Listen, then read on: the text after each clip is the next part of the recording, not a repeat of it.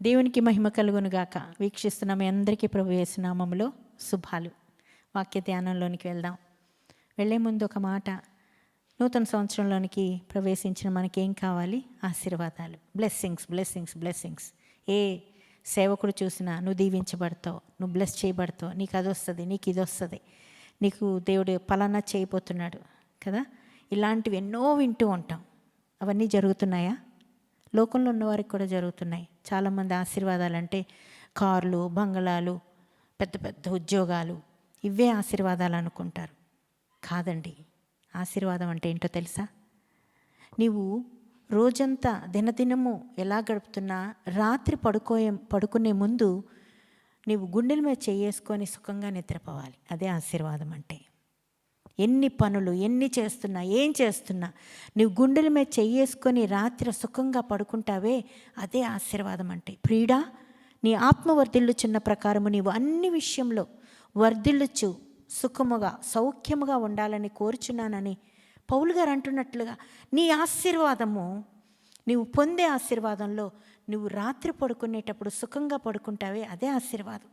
నీ ఆత్మ వర్ధిల్లాలి, నీ ఆత్మ ధైర్యంగా ఉండాలి, నీ మనసు పడుకున్నప్పుడు ఉత్సాహంగా సంతోషంగా పడుకోవాలి. రేపు ఉదయాన్ని మంచి ఉదయాన్ని పొందుతున్నాననే తృప్తి నీకు ఉండాలి. అది ఆశీర్వాదం. అసలు నీకు ఆశీర్వాదము వస్తుంది, నీకు రాబోతున్న ఆశీర్వాదాన్ని ఫస్ట్ నువ్వు ఏం చేయాలో తెలుసా? నాకు నా దేవుడు చేస్తాడు అని ఫస్ట్ నువ్వు నమ్ము. అదే నీకు ఆశీర్వాదం. దేవుడు చేసే కార్యాన్ని నువ్వు పొందుకోవాలి అంటే ఆయన్ని ముందు నువ్వు నమ్మాలి. రోమాపత్రికలో ఒక మాట ఉంటుంది, ఒక మంచి మాట ఉంటుంది. లేఖనం ఏం చెప్తుందంటే, రోమాపత్రిక 4:3 అబ్రహాము దేవుని నమ్మెను, అది అతనికి నీతిగా ఎంచబడెను. దేవుడిని ఆశీర్వదించడానికి గల కారణం ఏంటో తెలుసా? అబ్రహాము గారు, తండ్రి అయిన అబ్రహాము గారు దేవుని మాటను నమ్మాడు. నువ్వు ఈ చోటు నుంచి వేరొక చోటికి రా అన్నప్పుడు వచ్చాడు. నువ్వు పలానా చోటుకి వెళ్ళు అంటే వెళ్ళాడు. నువ్వు ఇలా ఉండు అంటే ఉన్నాడు. కానీ ఈరోజు క్రైస్తవ సంఘాలు, సమాజము అలా వింటుందా? దేవుని సన్నిధి ఏర్పాటు చేయబడింది, పలానా సమయానికి రావాలి, పలానా దేవుని సన్నిధికి పలానా రోజు రావాలి, పలానా చోటికి రావాలి, పలానా చెయ్యాలి, పలానా ఉపవాస ప్రార్థనలు అంటే చేయగలుగుతున్నామా? మనము దేవుడు చేస్తాడు నాకు అని నమ్మి నువ్వు ఒక స్టెప్ ఇట్లా ఆయన ఆజ్ఞలు అనుసరించడంలా, ఆయన మాట మనము నమ్మకే.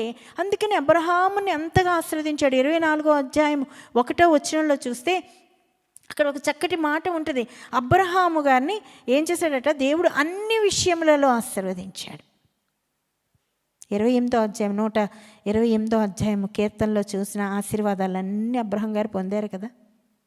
ఈరోజు నువ్వు నేను ఆశీర్వాదాలు పొందాలంటే ఆయన నాకు చేస్తాడని నమ్ము. నువ్వు నమ్మితే నువ్వు ఆశీర్వదింపబడతావు. నువ్వు నమ్ము. ఆయన గొప్పగా అబ్రహాము గారు అంతగా అన్ని విషయాల్లో ఆశీర్వదింపడ్డారు. అబ్రహామును బట్టి తన కుమారులు ఆశీర్వదింపడ్డారు. నీ పిల్లల్ని నీవు చూచెదవు, పిల్లల పిల్లలకు ఆశీర్వాదాలు ఇచ్చారు అబ్రహామును బట్టి. అలా అని చెప్పి ఇస్సాకు అబ్రహాము గారు సంపాదించిన ఆస్తి మీద ఏమి ఉండిపోలా, దాని మీద ఏమి ఆధారపడలా. ఇస్సాకు కూడా దేవుని ఆశీర్వాదాలు పొందుకోవడానికి అతనిలో కూడా దేవుణ్ణి నమ్మాడండి. ఇస్సాకు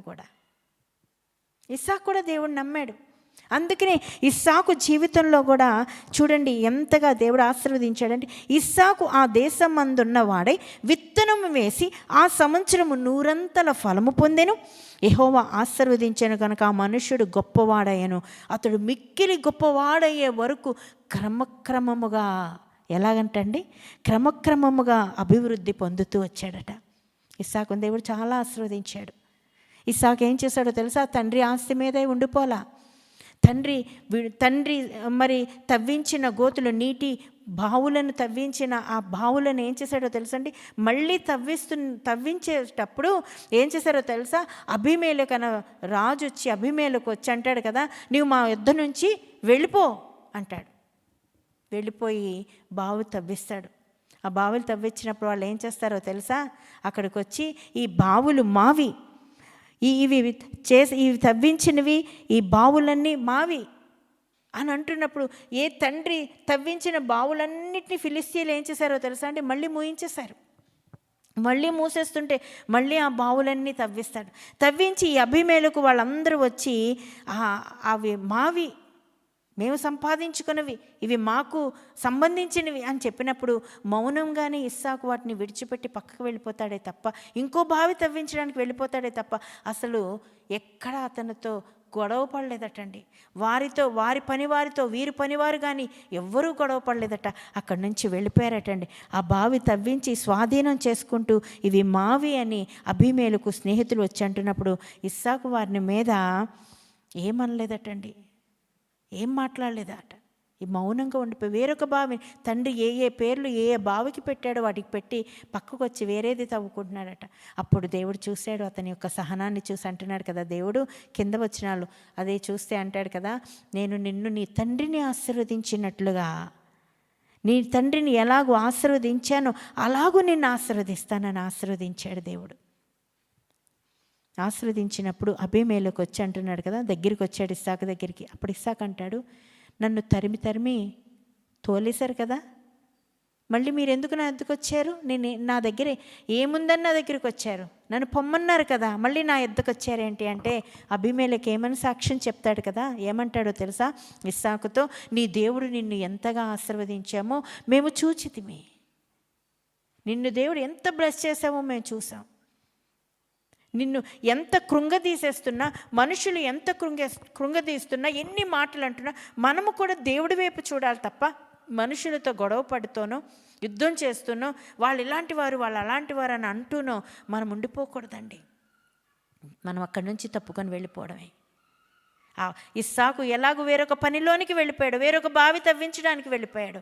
అందుకని ఎంత ఆశీర్వదింపబడ్డాడండి. ఎక్కడ గొడవ పడలా, ఎక్కడ పేచీ పెట్టలేదు, నువ్వు ఇలా చేసావు దేవుడా వాళ్ళని శిక్షించు అనలా, మౌనంగా వెళ్ళిపోయాడు. అందుకనే అబీమెలెకు వచ్చి అంటున్నాడు, నీ శత్రువులు అనాలండి నిన్ను నన్ను చూసి మన వైపు శత్రుత్వంతోనూ మన మీద అసూయపడుతున్న వారు ఉంటారు.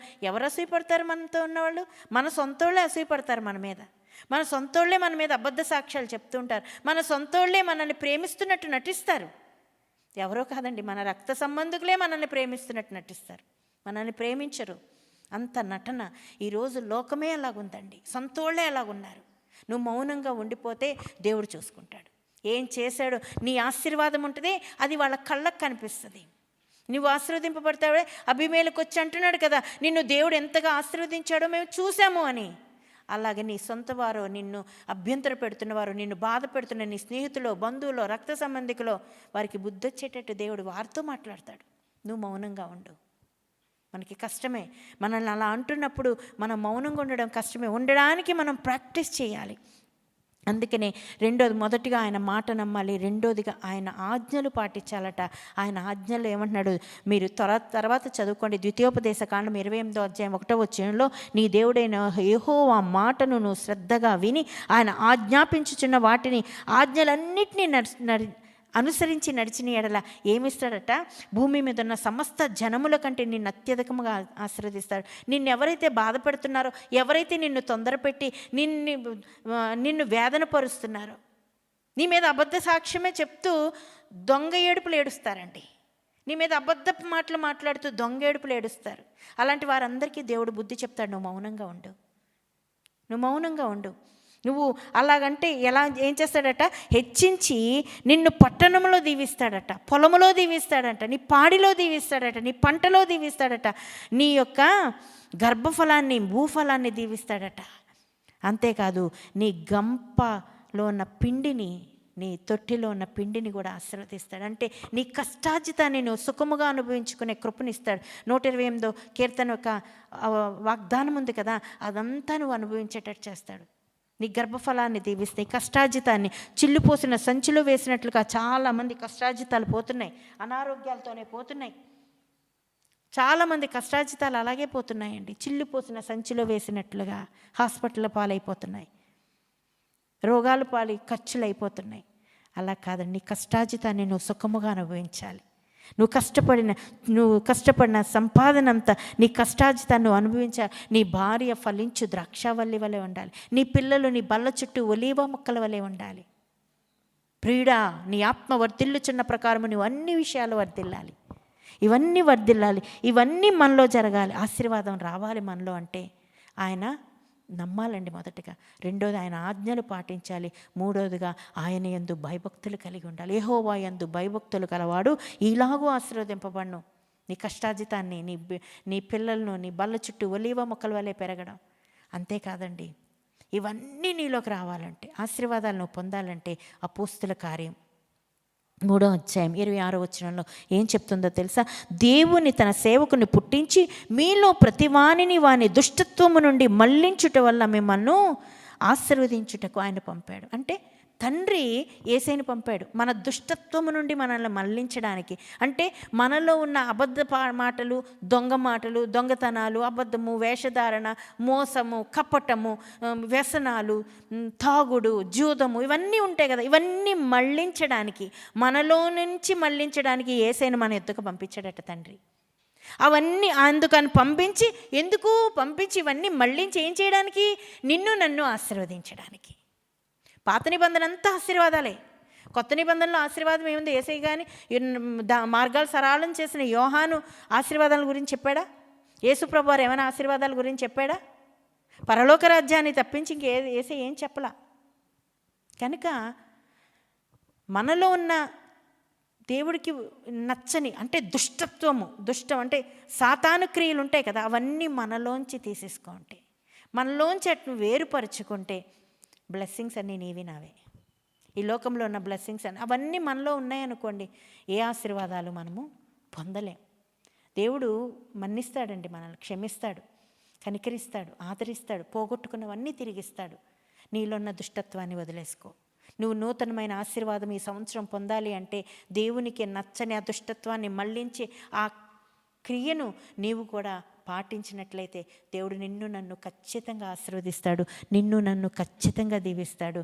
నువ్వు అన్ని విషయాల్లో బ్లెస్ చేయబడతావు. దేవుడి మాటలు మన వెనుకల్లో దీవించి ఆశీర్వదించునుగాక. God bless you all. Thank you very much.